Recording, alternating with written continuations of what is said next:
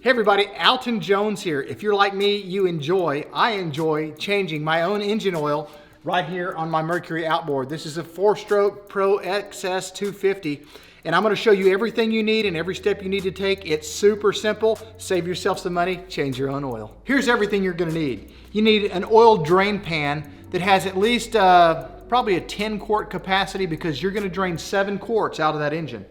You're going to need a funnel, a deep socket 5/8" wrench, a Mercury oil filter, and we will put the part number on the screen, an oil filter socket, some Mercury 10W30 4-stroke synthetic blend engine oil, and some rubber clear tubing that has an inside diameter of either 12 millimeter or 7/16 of an inch. That's everything you need. The engine oil drain valve is located on the starboard side of your engine about 2/3 of the way down. This is it right here. Use your 5/8" socket, put it on there and turn it 1/2 of a turn. Do not go more than a 1/2 a turn or oil will start leaking out. You just want it loose enough so that from here on you can hand loosen it. Now that we've loosened the oil drain valve, we're going to take our 16 millimeter tubing and simply friction fit it right across it.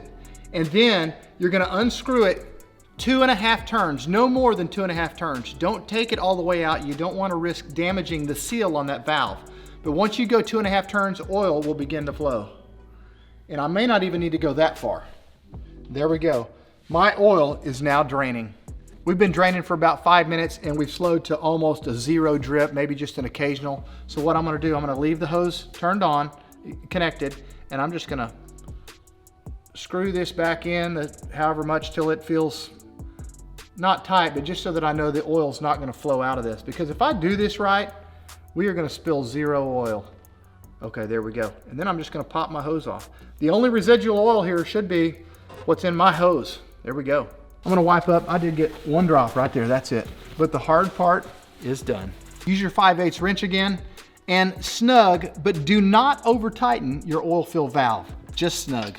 Now it's time to replace the filter. Step 1 is to remove this small yellow plug located below the oil filter. This is the plug to what we call the oil trough. The trough will catch any excess spillage that might leak when we pull the filter off. And if we do this right, we're going to catch every single drop. I'm going to take my 16 millimeter tubing, I'm going to connect it here and simply run the other end back down to my oil drain pan. Use your oil filter socket to loosen your oil filter, and once it's loose enough, you can simply remove it by hand.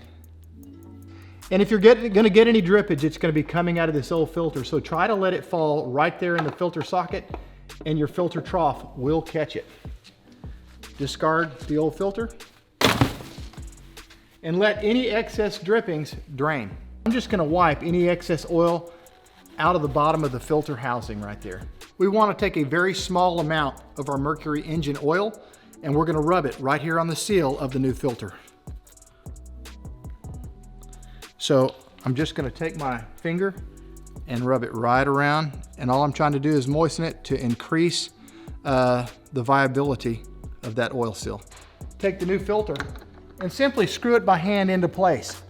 Screw it until it's snug, and then you want to get it as tight as you can with your hand, but do not over tighten the filter. You do not need the socket wrench, the filter wrench again, in order to tighten it. Just get it as tight as you can with your hand and you will be leak free and ready to go. Apparently I did a good job because I got no spillage through my tube. I'm simply going to move it from the oil trough and push my yellow plug right back into place. Now we're ready to add the new oil. The yellow cap right here on top of the engine, this is your oil fill opening. Simply pop off the yellow cap, put in a funnel, and you're ready to add your Mercury 4-stroke 10W30 engine oil.